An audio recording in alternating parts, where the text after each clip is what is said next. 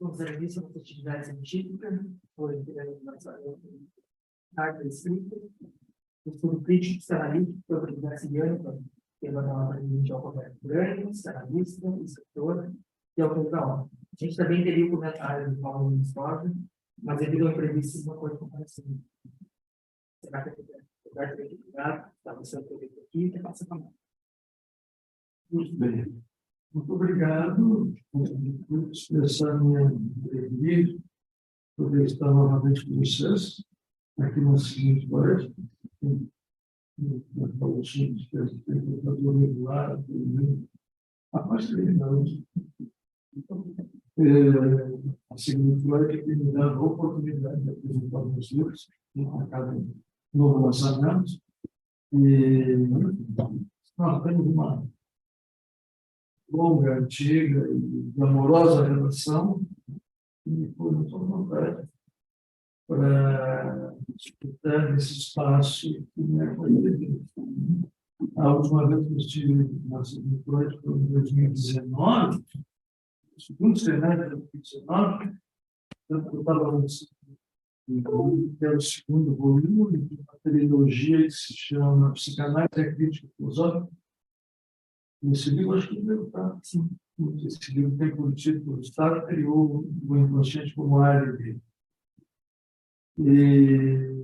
Enfim, e depois, os anos foram muitos, né? As relações, de maneira geral, as pegadas, os encontros, os abraços, né? A gente passou a vida da saudade. Aquilo que era uma falta constituinte, uma falta heritada, uma falta que compõe toda a relação humana,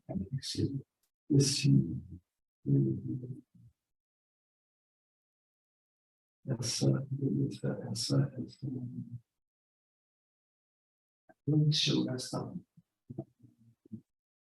lacuna que pede que as relações sejam plenas. Durante o período da pandemia, ela se de uma maneira terrível.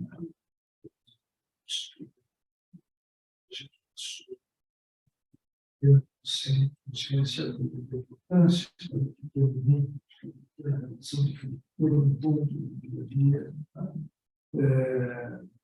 A gente passou a ser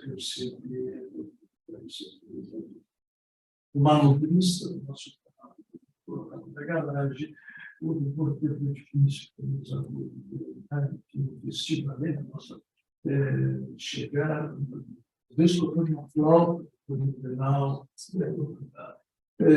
enfim, o sujeito.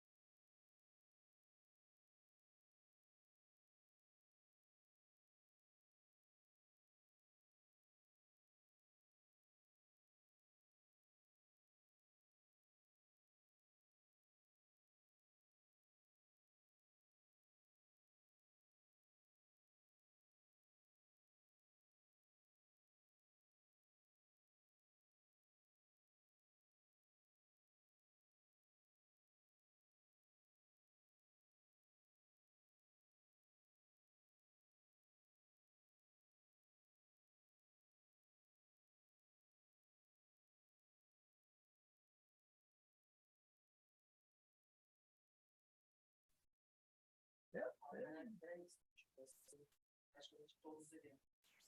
Muita gente que está aqui agora, tá? Muito agradável, muito bem decorada. Tá? Eu já me senti de imediato muito bem instalado nessa nova sede. Tá?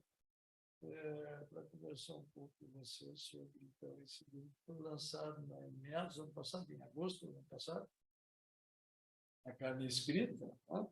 E começo esclarecendo para vocês que se trata de um livro reescrito.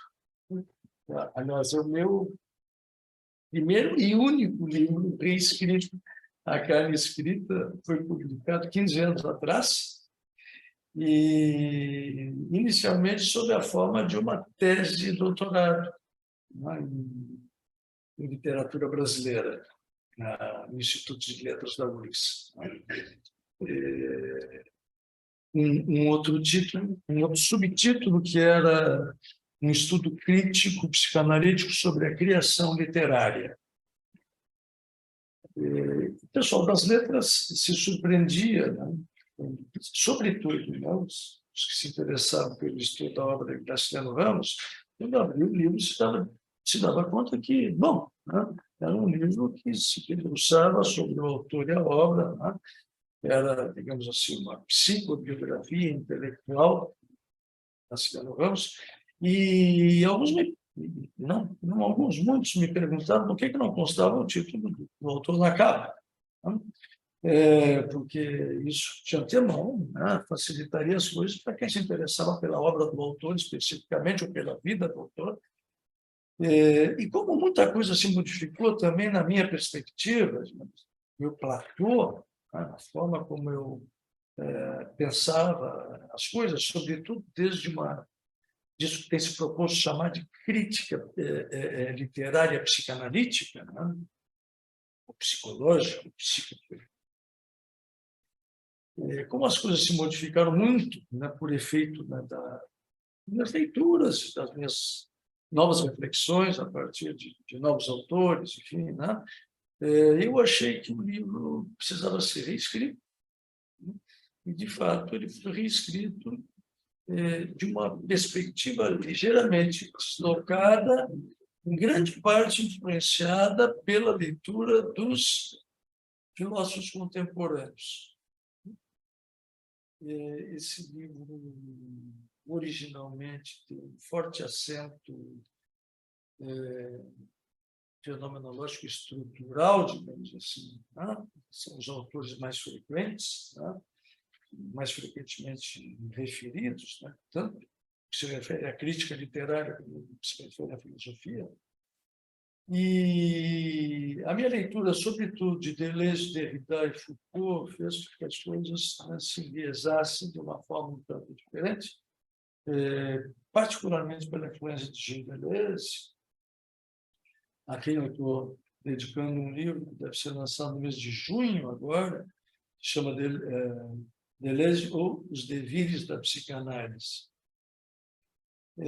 Então, principalmente a partir de Deleuze, né, o livro é recolorido, né? Ele passa a ter um outro matiz, ele sofre uma certa torção, um certo deslocamento, me pareceu importante, né?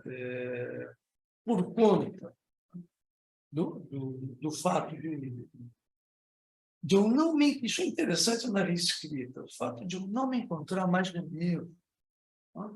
Ou seja, a gente escreve um livro, isso não precisa tanto tempo, não precisa 15 anos. Né? Nós preparamos um trabalho para um congresso. Escrevemos, sei lá, com 2 ou 3 meses de antecedência, está prontinho. Uma semana antes, resolvemos ir lá, perder o trabalho, preparar, refrescar as coisas na cabeça, e já não estamos ali. Já não é a nossa voz, já não é o nosso trabalho, não nos vemos no texto. É uma sensação de estranheza que a gente experimenta, né? Porque aquilo que saiu de nós, aquilo que disse de nós em determinado momento, né? Aquilo que foi tributário de algo, né? Que era o nosso ser em situação, nesse momento não nos contém mais, né? Não nos vemos ali, não habitamos mais aquele discurso, né? Então, cada vez mais, né? Trata-se de um outro, não somos mais nós. Nesse sentido é que me pareceu que havia muita coisa em A Carne Escrita que tinha demandado muita pesquisa, muita leitura, enfim. Um doutorado implica sempre 3, 4 anos de leituras, de escritas, é um trabalho bastante árduo, né? E pareceu que ele deveria ser reescrito, né? Reescrito e relido, né? Com outros olhos, né?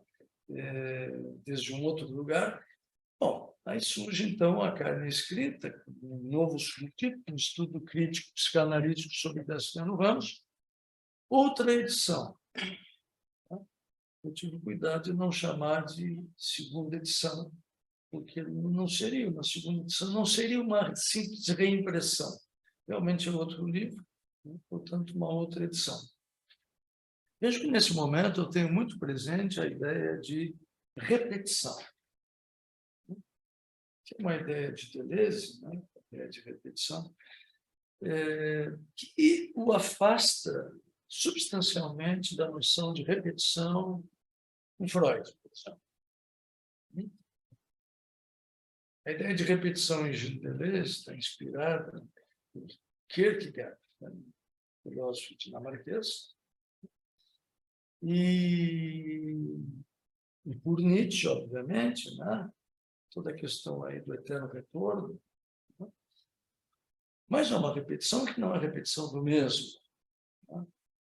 É uma repetição que produz heterogeneidade, ou seja, é uma repetição que é em parte o mesmo, em parte é o diferente, traz consigo o diferente, né? Então, foi justamente dentro desta ideia da repetição, em grande parte influenciada pelo pensamento de Deleuze, que eu reescrevo A Carne Escrita, né? A Carne Escrita, outra edição, né? É um produto da repetição concebida não no sentido freudiano, de repetição do mesmo, né? Mas de repetição produtora de diferença.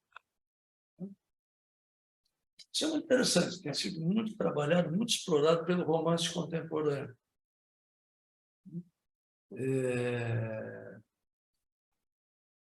Se vocês pegam no romance francês, por exemplo, né? Vocês vão encontrar determinados autores, Alain Robbe-Grillet é um deles, por exemplo, que parece não sair do lugar na sua escrita, né? Porque ele retoma, repete, parece que a página seguinte é igual à página anterior, né? Mas há pequenos detalhes que se agregam, que fazem com que o texto avance, né? Sem parecer que avança. Ou seja, algo se acrescenta, né? Nisto que parece ser uma repetição nua, mas não é uma repetição nua. Seria, nos termos de Deleuze, uma repetição transvestida. Ou seja, algo aí que se agrega, algo que se modifica, algo que se acrescenta, né? E que faz com que o texto ande, né? De maneira mais sutil, né? Com que o texto ande, né? De forma aparentemente mais lenta, né? Mas faz com que o texto diga, diga o novo, embora parecendo pretender dizer o mesmo. Não se trata, portanto, de uma reiteração, né? Não se trata de diferença. Essa ideia de diferença em Deleuze, essa ideia de diferença na filosofia contemporânea. É a ideia que vocês vão encontrar diferença em Jacques Derrida também, né? Toda a ideia de suplementação, né, de Jacques Derrida, por exemplo, tem essa mesma inspiração. Ou seja, jamais complementamos, sempre suplementamos. Por quê? Né? Porque diferimos o tempo todo. Tá?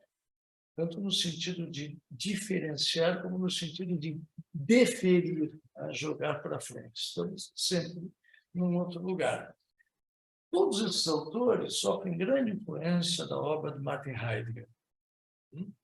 Martin Heidegger foi, digamos, o filósofo do descentramento. Se Freud descentra o sujeito da sua concepção metapsicológica, tá? E dirá que, bom, eu não é senhor de si dentro da sua própria casa, Heidegger o descentra de outra maneira. Heidegger dirá que o Dasein, que é a opção de homem, de Heidegger, ele é extático e excêntrico. O que ele quer dizer? Que, com extase, que ele está sempre num outro tempo, que ele nunca vive o presente. Esse presente resbala para o futuro, ou retrocede para o passado, mas que a ideia de presença ela é por demais escorregadia para que nós possamos pensar num sujeito consistente. Consistente quer dizer, né, existindo sobre si mesmo. Não, ele está sempre um pouco fora de si. Portanto, ele é um pouco excêntrico e um pouco extático. Essa ideia do Heidegger, por exemplo, de descentramento, está na base do pensamento de Jacques Lacan. A ideia do descentramento do sujeito está fortemente inspirada por Heidegger e pela sua ideia de extase e excentrismo. Ou seja, as coisas começam a perder o centro. O que Lacan nos diz, por exemplo? No centro de todo sujeito existe um buraco. No centro de toda a subjetividade existe um buraco. Toda análise vai caminhar ao redor desse buraco. Porque nesse buraco não se encontra nada. E se o analista se esforçar demasiadamente por encontrar alguma coisa no fundo do buraco, talvez se depare com o próprio rosto. Então, veja que essa ideia de esvaziamento, de descentramento, buracos, contrasta com a ideia de uma enunciação positiva do ser do sujeito, que parte de uma ideia de substância. Não, no centro tem algo, tem um núcleo, em torno do núcleo as coisas vão se formar. Mas, do ponto de vista da significação, ministro, não. Vocês me dirão, não, tem um corpo, um corpo tem um funcionamento corporal, enfim, tem toda a fisiologia do sujeito, tem impulsos, tem reflexos, tudo isso tem. Mas, do ponto de vista da significação, o sujeito passa a ser marcado a partir do momento em que ingressa no mundo. Bom,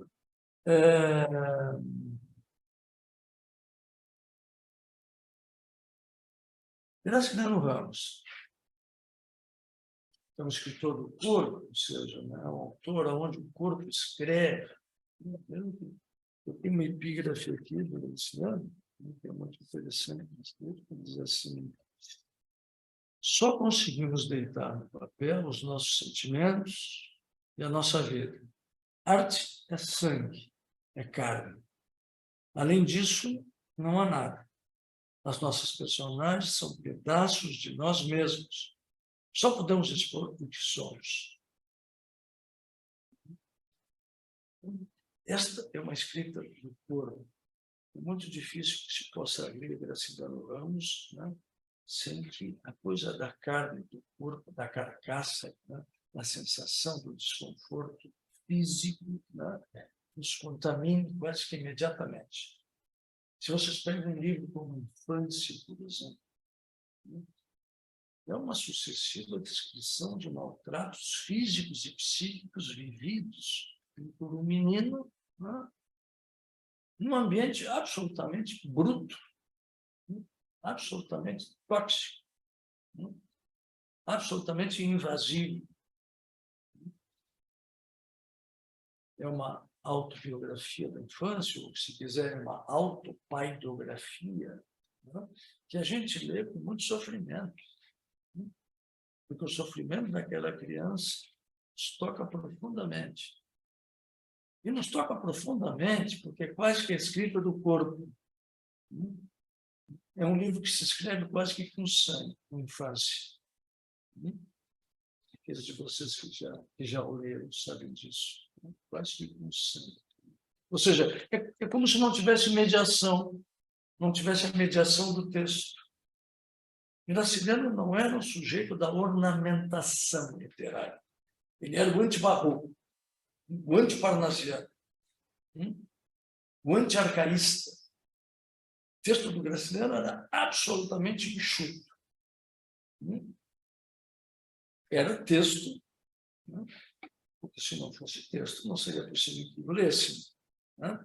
Sabe que a etimologia de texto vem de tecido. Né? O tecido, o texto. Né? Vem que há algo do corporal que se põe sobre o papel, e no Graciliano quase que não há mediação. É quase que uma escrita do corpo. Né? Dificilmente se toma contato com o livro do Graciliano, das secas, por exemplo, né? Que não implique, cuja leitura não implique, em alguma forma, de sofrimento físico no leitor. Angústia. Muito dificilmente. Aí sofrimento físico e psíquico intenso, né? Porque a temática da doença mental está presente em Graciliano o tempo todo. Quem lê infância se depara com esta suspeita que ele tinha sobre a própria saúde psíquica. Cabeça fraca minha, dizia ele. Cabeça ruim. As coisas não funcionaram. Os professores fracassaram. Meu pai se desapontava, minha mãe se enfurecia.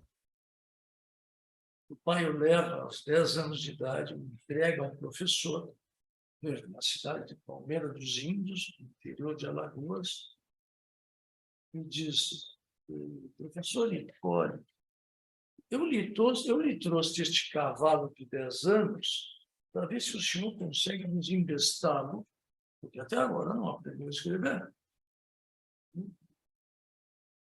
Veja, esse é um tratamento brutal. Então, quando a ofensa psíquica é muito intensa, né? Ela fere a carne, né? Ela marca o corpo.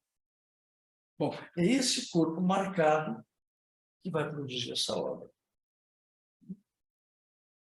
Porque o que um corpo escreve é tudo aquilo que nele foi escrito.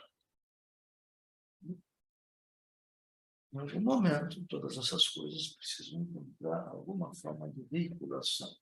Obviamente, não para quem se inclina no sentido da escrita. Então, tudo isso que está inscrito e escrito, né, toma a forma de texto, né, deixa de ser tecido corporal ofendido, né, e se transforma num romance de dura leitura, de difícil leitura, né, como é a obra de um Graciliano Ramos, por exemplo. Né, é uma obra que se lê não sem desconforto. Né. A sua secura, né, o fato de que esse texto seja tão enxuto, né, o Graciliano era capaz de escrever uma página inteira, reduzi-la a 1/3 e depois reduzi-la a 2/3 e depois reduzi-la a 1/3. E essa era a página que ele havia escrito naquele dia. Quem visita o Museu Graciliano Ramos, em Palmeira dos Índios, né, pode constatar isso. As páginas são todas grifadas, riscadas, borradas. Né? Ele escrevia com 2 ou 3 lápis de ponta muito fina. Né? Os lápis havia uma navalha muito afiada, mas com a qual ele afiava e afinava a ponta dos lápis. Escrevia com uma borracha ao lado, né? E quando ele se achava que a página estava concluída, ele borrava a metade da página e voltava a escrever. Se ele produzisse uma página por dia, estava muito bom, né? Porque tudo era muito enxuto. Havia uma espécie de matemática da secura que fazia com que, no texto de Graciliano Ramos, nada sobrasse. Um texto muito sério.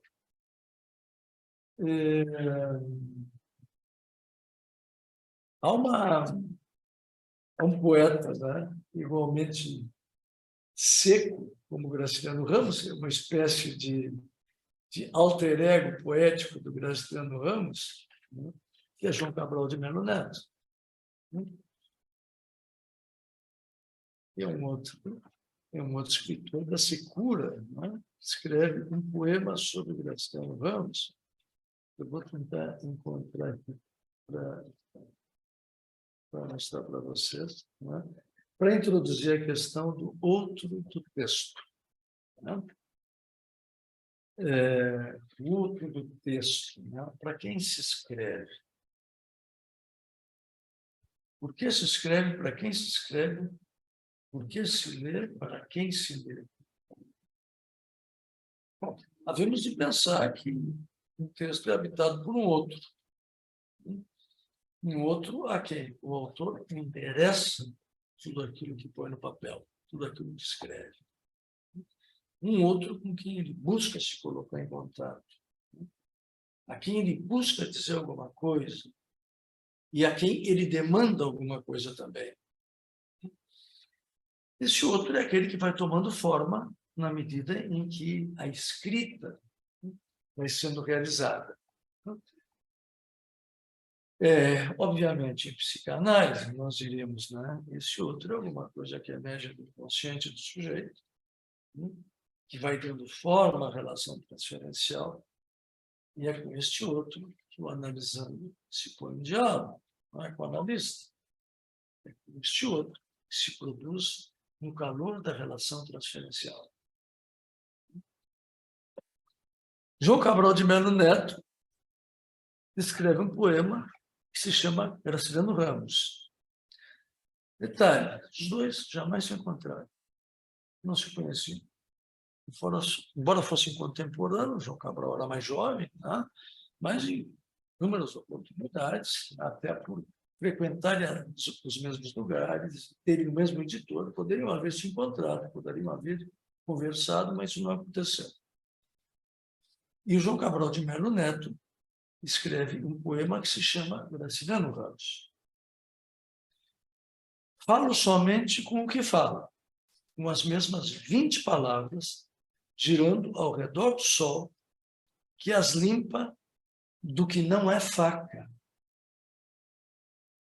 De toda uma crosta viscosa, resto de janta abaianada, que fica na lâmina e cega seu gosto da cicatriz clara.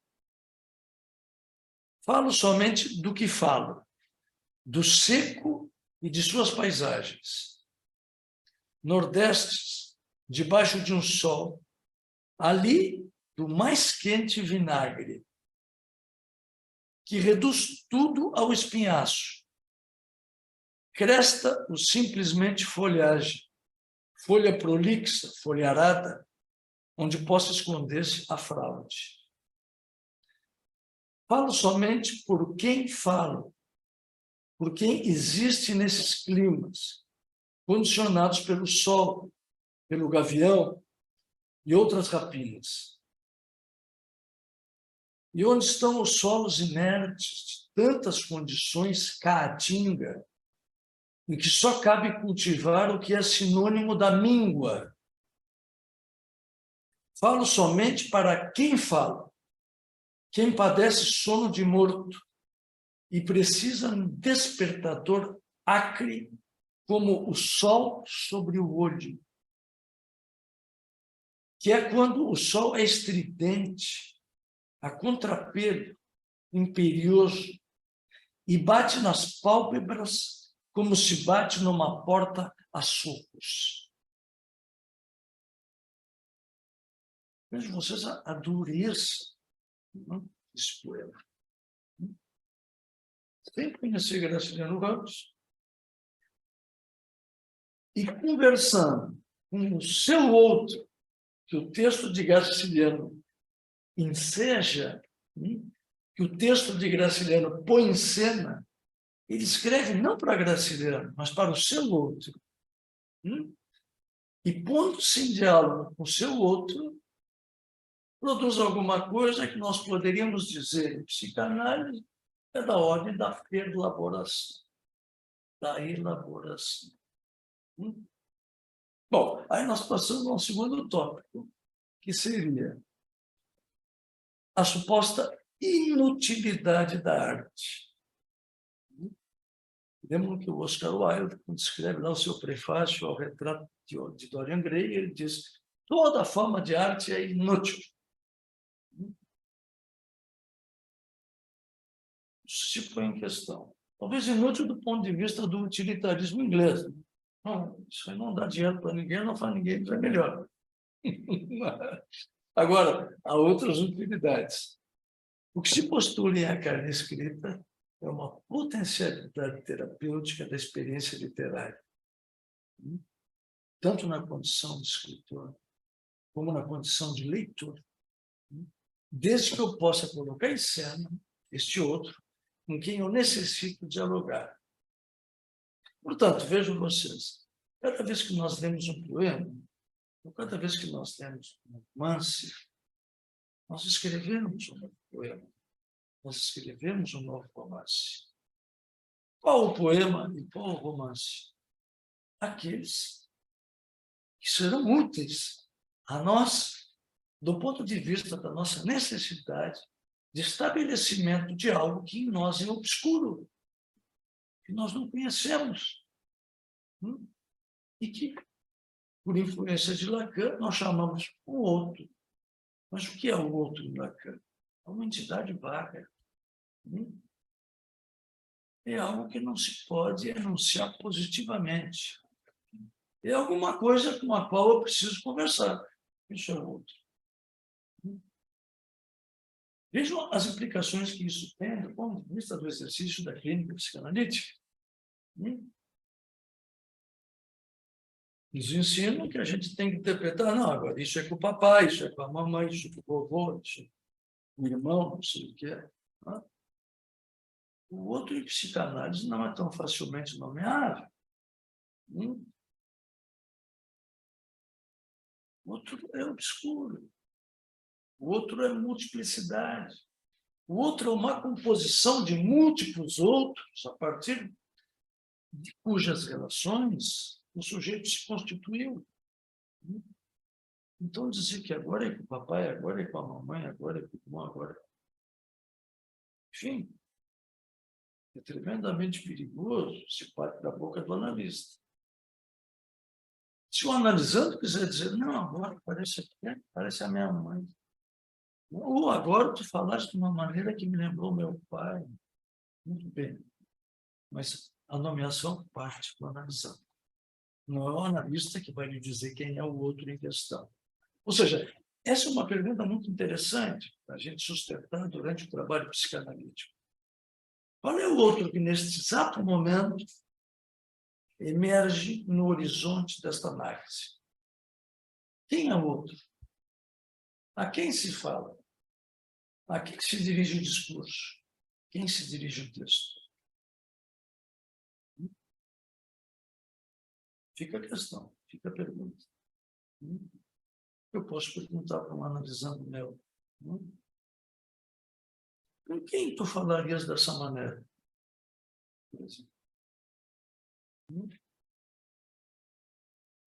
Ou de quem tu já escutasse algo parecido? Ou quem te lembra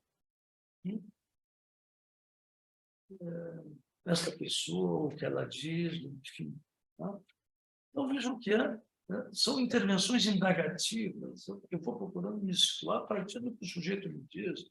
Não sou eu que vou interpretar que esse é o papai, esse é a mamãe, esse é o complexo de Édipo. São indagações, são sondagens. Essa é uma atitude fenomenológica. Essa não é uma atitude doutrinária. Essa é uma atitude que, digamos, desconstitui aquilo que Lacan vai chamar de sujeito suposto saber. Claro que o sujeito suposto saber é condição de possibilidade de uma análise. Eu não vou procurar para analisar ninguém que eu pense que não sabe nada. No exato momento em que eu escolho, sabe-se lá como, alguém que devo situar na posição, na condição de meu psicanalista, eu atribuo imediatamente um saber a essa pessoa. mais ou menos idealizado, posso supor, onisciente, onipotente, etc. Né? Bom, eu procuro, bom, este sujeito, esta sujeita vai me ajudar, tem algo para me dizer, tenho vontade de chegar a saber tudo que ele sabe. E assim começa uma análise. Né? Sujeito suposto saber, atribuição do suposto saber por parte do analisando, do analisado, da parte do analista, desejo de análise. O que é desejo de análise? Não é quanto à transferência.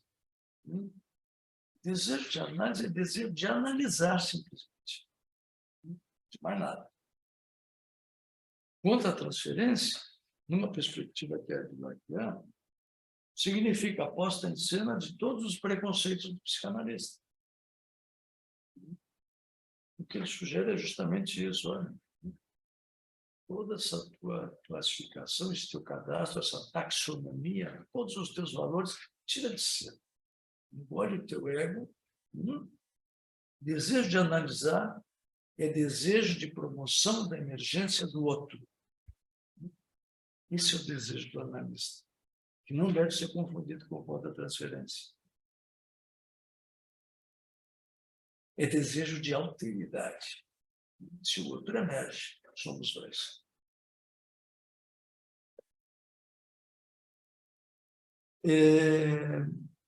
A potencialidade terapêutica, então, da experiência literária, toma, por condição de possibilidade, a busca de pôr-se em diálogo com o outro.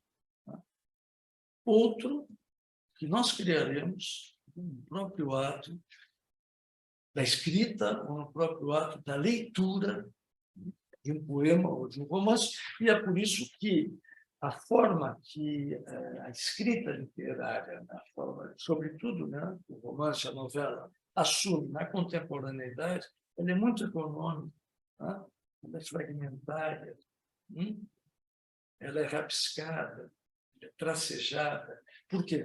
Porque é um convite para que o leitor participe ativamente na construção do texto.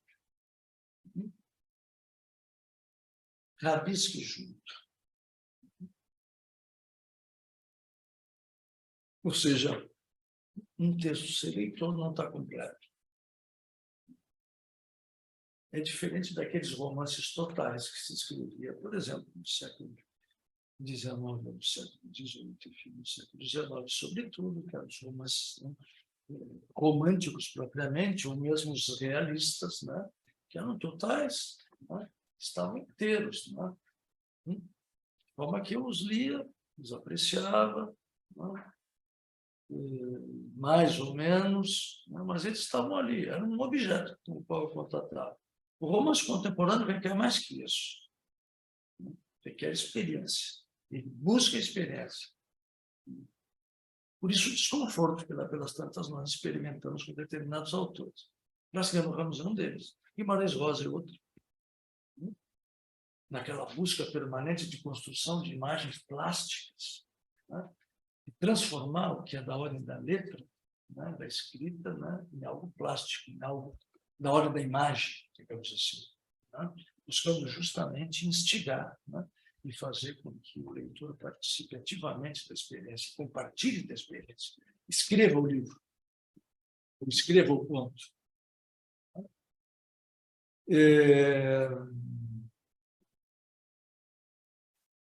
Enfim,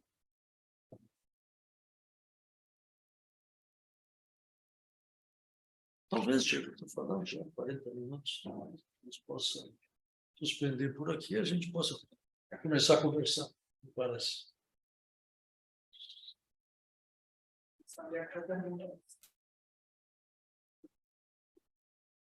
Mais de 40 minutos? Nossa Senhora.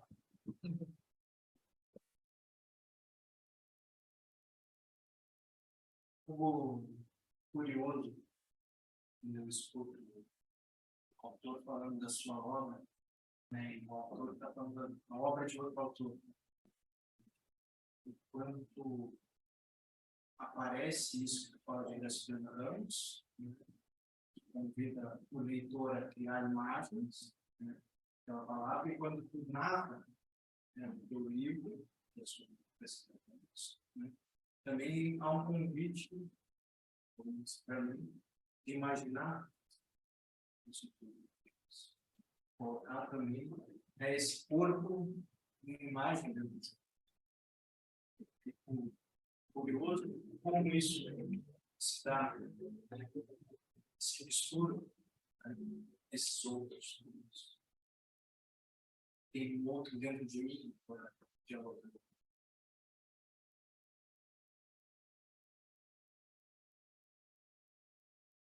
Se bem entendo assim, tu te indagas, de mim indagas, né, sobre, vamos dizer, o efeito da minha introdução nesse contexto, na condição de autor e na condição de alguém que convida a leitura de um outro autor. Uhum. Isso. Vejam vocês, né? É um pouco parecido com o poema do João Cabral de Melo Neto, né? Graciliano Ramos. Né? Talvez o Graciliano, na leitura deste poema, mas não estou aí. Isso não tem nada a ver comigo. Muito bem que sejamos os dois nordestinos, né? Eu sou de Alagoas, o outro é de Pernambuco, mas cada um tem uma história, né? As minhas palavras não seriam essas. Né?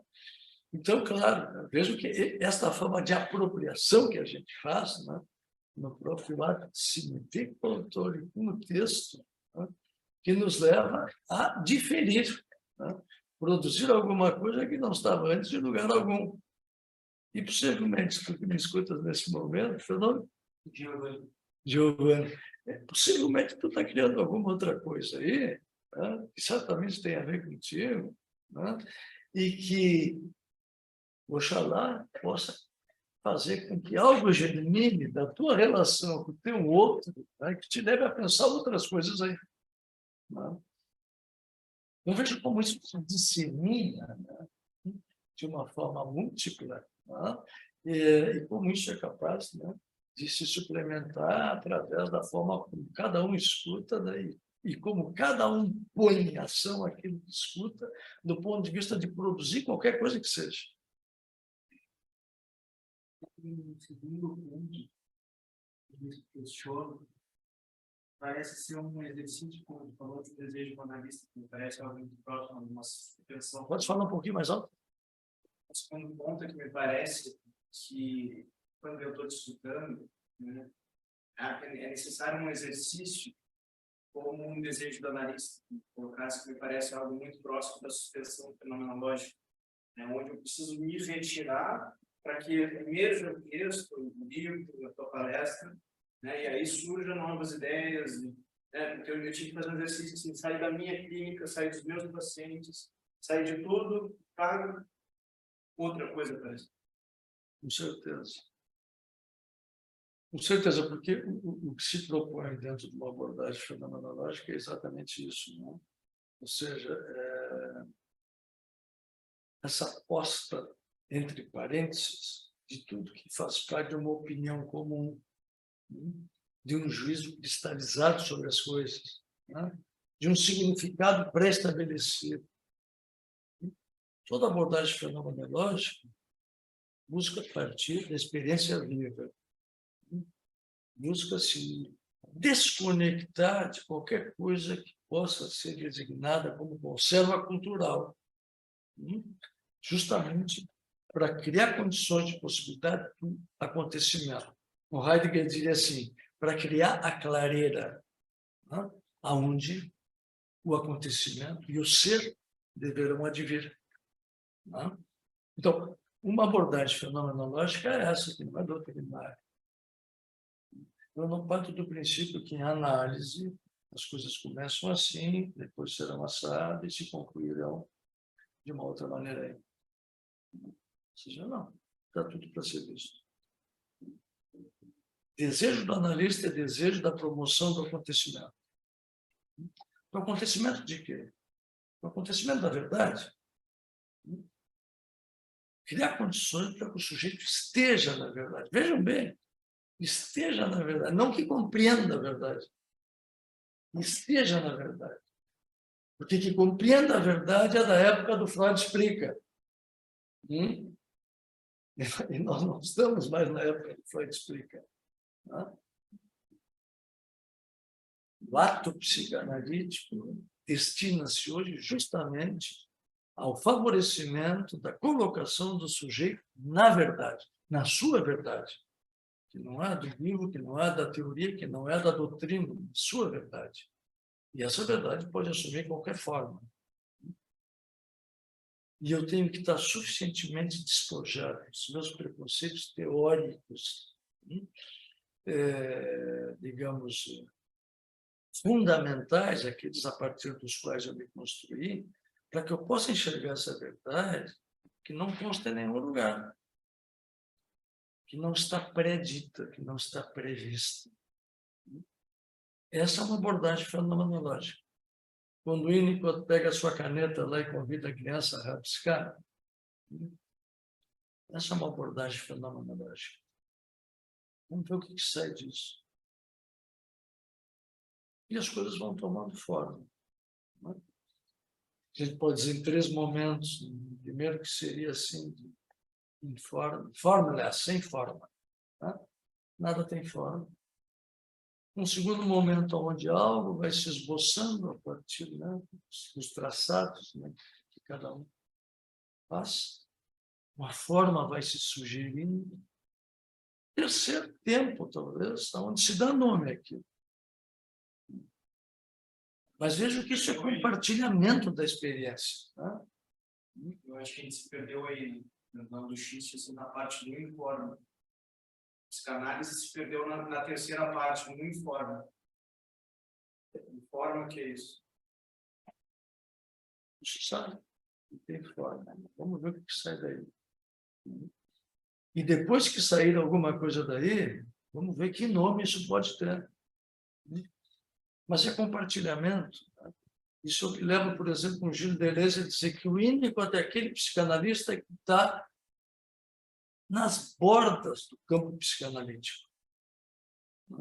Porque ele conseguiu se desprender da Deutung, da interpretação tradutiva, explicativa, ou seja, traduzir o latente, o manifesto, trazer o latente do manifesto, ou o significado inconsciente daquilo que eu comunico espontaneamente. Não se trata disso, se trata de compartilhar. Havendo compartilhamento, algo acontece. E dessa forma se evita essa forma de, digamos assim, análise bancária, de débitos e créditos. Eu tenho tudo, tu não tem nada. Vai tirando daqui. Não. Compartilhamento, isso é fundamental. É exatamente o que é assinalado por Deleuze, que pensa especialmente o Winnicott, no trabalho dele nos anos 70, que se chama Pensamento Nômade, para demonstrar isso. Olha, o Winnicott se deu conta de alguma coisa que ninguém tinha se dado conta antes. Não se trata de interpretar, mas de compartilhar, e a partir do compartilhamento promover a emergência da verdade, o desvelamento da verdade, a mostração da verdade.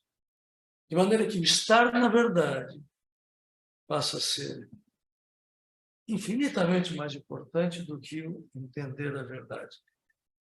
Daí o desinteresse de Winnicott, por exemplo, por toda a questão do insight. Agora entendi. Agora saquei. Winnicott chega a afirmar, no período final da obra em vida, na sua maturidade, que as melhores análises são aquelas que ocorrem sem insights. Ou onde o insight não é, digamos, o elemento fundamental. E ficava muito satisfeito se ao longo de 50 minutos ou de 1 hora de análise ele pudesse fazer uma única intervenção que fosse útil. Que jamais assumia a forma da Deutung, do tipo. Isso que tu estás me dizendo, inconscientemente, significa que... Tá?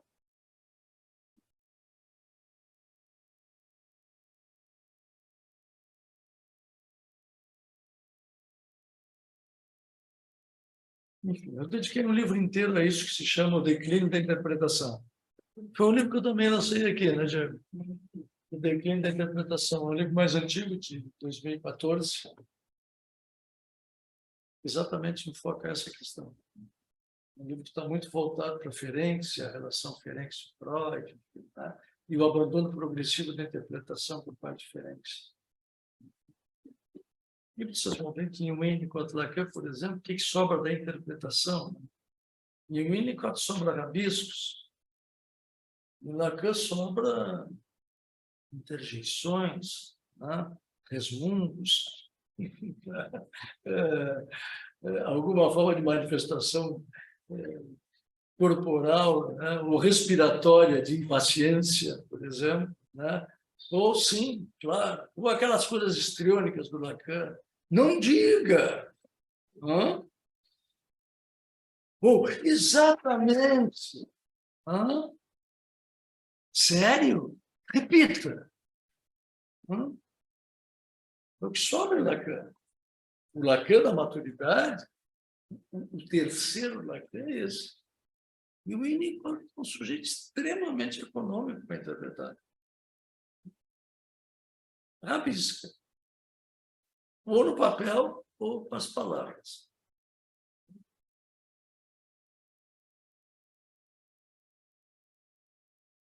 Doutora, diga. Nada, declarar apenas baseada com tudo e com mais vontade de ouvi-lo e sempre voltar nessa casa que é sensacional do problema. Parabéns. Roberto, eu queria objetivo com essa questão da escrita, né? Eu acho que está contigo na necessidade de... Eu estou conversando com um amigo, que é muito com a gente estava conversando outro dia com o Bruno. O comentário é esse, não teria qualquer outra pessoa que pudesse produzir aquilo que não vivesse naquela condição. Quando iniciou o Bruno nos Estados Unidos, eram negros, assim, de uma condição humana. Ele começou a conversar disso, começou a discutir o que teria de possibilidade de entendimento dinâmico. A gente até teve um artigo depois. Mas a ideia que a gente ficou na questão da sublimação artística, uma necessidade. Né? Claro, a gente usou como teoria, a teoria freudiana das funções de vida e de morte, que é alguma coisa do André Green nesse sentido. Né? Relacionar com as relações de objeto. Colocar essa questão, né? Tá? Meu entendimento foi esse, uma necessidade que o artista tem de produzir arte. A necessidade de produzir aqui no texto uma questão artística,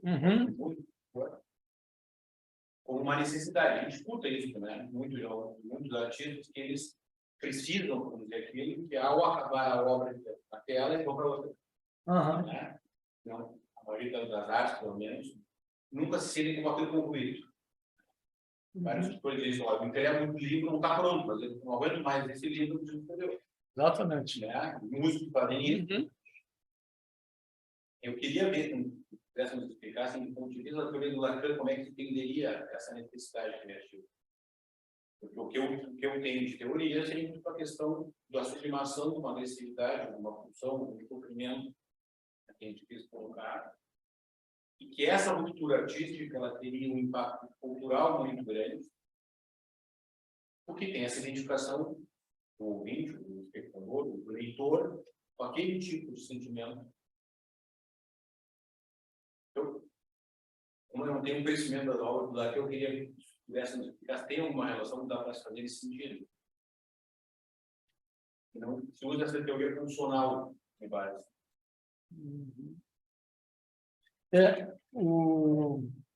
Na verdade, tanto em Winnicott como em Lacan, né, Pedro? Enfim, porque o Winnicott é muito sumariamente se afasta, né, da questão da pulsionalidade, né? O som de morte ele simplesmente descarta, dizendo que aquilo não tem absolutamente utilidade nenhuma para ele, né? Para pensar, porque, sobretudo, porque há um certo essencialismo freudiano, né?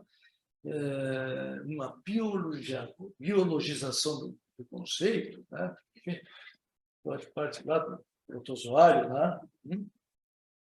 Protozoário que, enfim, se nutre e evacua no mesmo caldo trófico, portanto, se intoxica, né? E para explicar toda a questão da pulsão de morte, da ação da pulsão de morte. E vejo que isso não é uma metáfora. Pode pretendia estar fazendo ciência, realmente, como pretendia estar fazendo ciência quando escreveu Moisés e o monoteísmo, como pretendia estar fazendo ciência quando escreveu Totem e Tabu, né?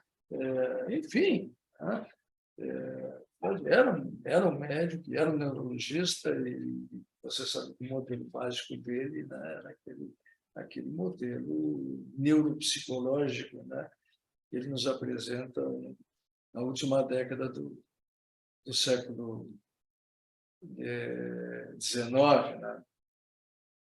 Então, esse energeticismo, esse fisicalismo que está presente em Freud, é o que nós não vamos encontrar em Lacan e Winnicott. Né?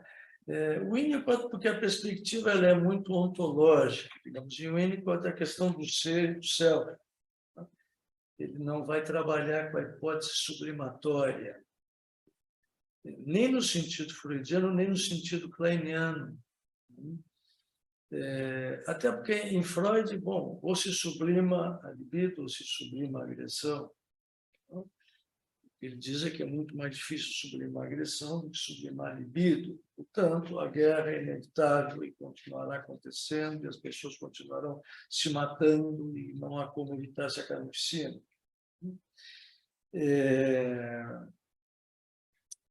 Lacan vai tratar da questão da sublimação. Em Winnicott, portanto, a criação é algo da ordem do céu, imanente. Ou seja, o homem nasce brincando, né? E depois de brincar vai criando, de forma cada vez mais sofisticada, né? Sem que jamais a criação artística ou o existir criativo se afaste do play. Né? É algo da ordem do play, do brincar, propriamente. Mas Lacan vai trabalhar com a questão da sublimação, né? Na perspectiva do Santoma, né? Que é o seminário 23, lá, né? O seminário da maturidade, Lacan, período final da obra já, né?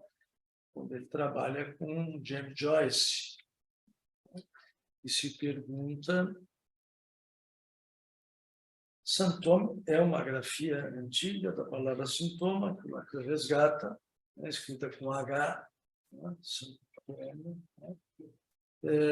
E, enfim, a qual ele se serve para inúmeros jogos linguísticos, né? Fonéticos, né? Santôme, né? Soa como santo homem francês, né? Santôme está muito próximo de Saint Thomas, que é São Tomás de Aquino. Né? Santôme também está próximo de sintoma, enfim. Né? Santoma, sem livro, sem um tomo, sem um volume, né? Essas brincadeiras que o Lacan fazia o tempo todo. Né? Mas o conceito de santoma, de alguma forma, se contrapõe ao sintoma concebido psicopatologicamente. O santoma seria uma forma de sublimação daquilo que é sintomático, conflitivo, psicopatológico.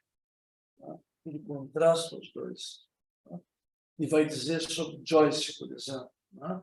Que a obra de Joyce é o santoma, é o seu santoma.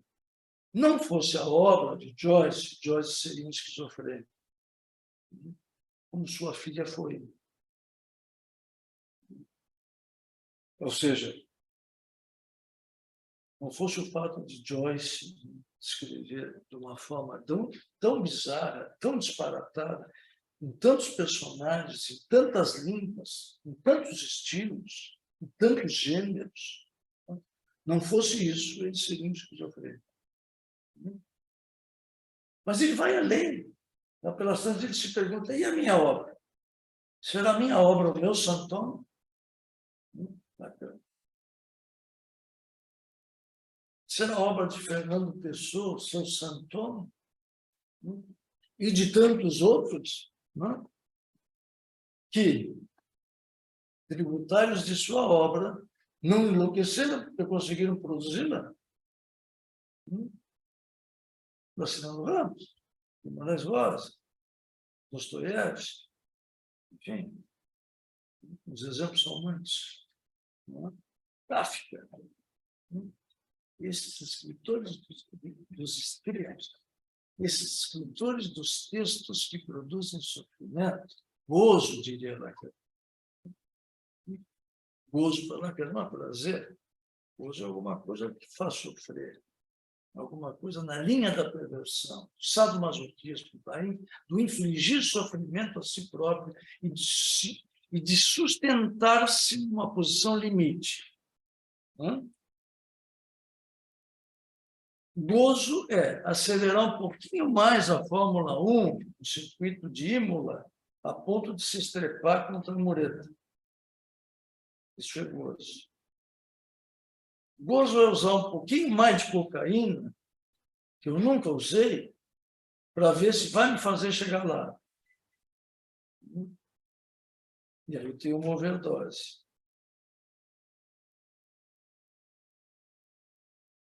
Gozo, isso é um exemplo de um paciente da Joyce McDougall. Gozo é o sujeito se pendurar no cabo de um elevador, no último andar do edifício, e se masturbar pendurado nesse cabo, porque é a única forma que ele consegue ejacular. Isso é gozo. O gozo implica sempre uma certa disposição suplicial, uma necessidade de sofrer. Se quiserem alguma coisa que transita pelo além do princípio do prazer, Freud. Mas para Lacan, nada disso é biológico.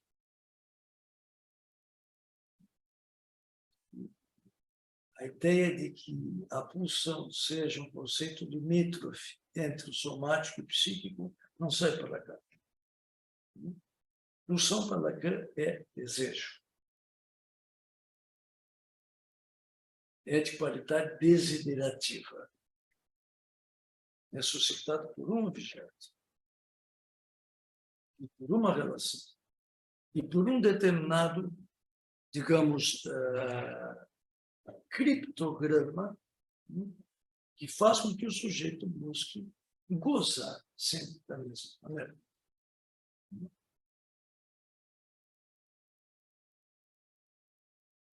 Então, não está fora da sublimação, só que não é uma sublimação que implique na transformação de energias. Não? Ou seja, isso que se traz, Freud trouxe da física, né? Essa passagem, né, do estado sólido ao gasoso, sem passar pelo estado líquido. Estaria na origem do processo criativo. Hein? Estaria na origem do processo criativo desse artista. Diz que tem essa necessidade. Né? Quando fala do gozo, que tem um certo grau de sofrimento, a gente escuta muito, né? A gente vê na biografia de muitos artistas que dizem assim, alguns não enlouqueceram, mas tem muitos que enlouqueceram, né? Sim. Não conseguiram ir adiante. Não construíram, Lacan diria, não conseguiram construir o seu Santoro. Né? Sucumbiram à psicopatologia. Nesse sentido. Agora, Lacan não afasta o significante de sublimação, o conceito de sublimação. Unicamente não o concebe em termos energéticos. Essa é a diferença.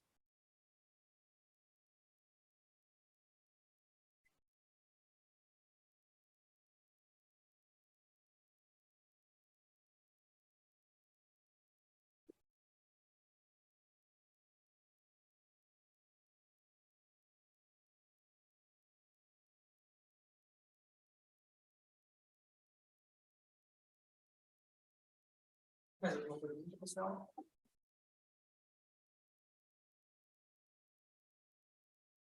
Podemos encerrar isso. Muito obrigado. Vou lançar mais um livro aqui, para quem se conversa para os próximos lançamentos. Eu estou interessado. Eu lhes agradeço mais uma vez. E a todos vocês que saíram de casa com a sua noite fria e chuvosa.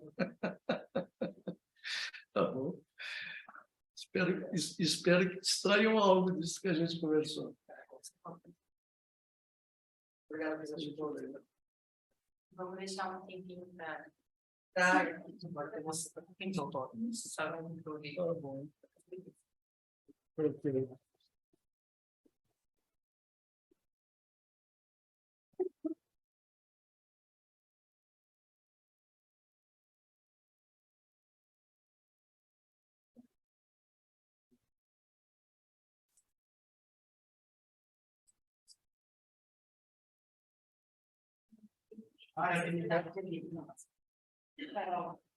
Oi, não, não, não, não,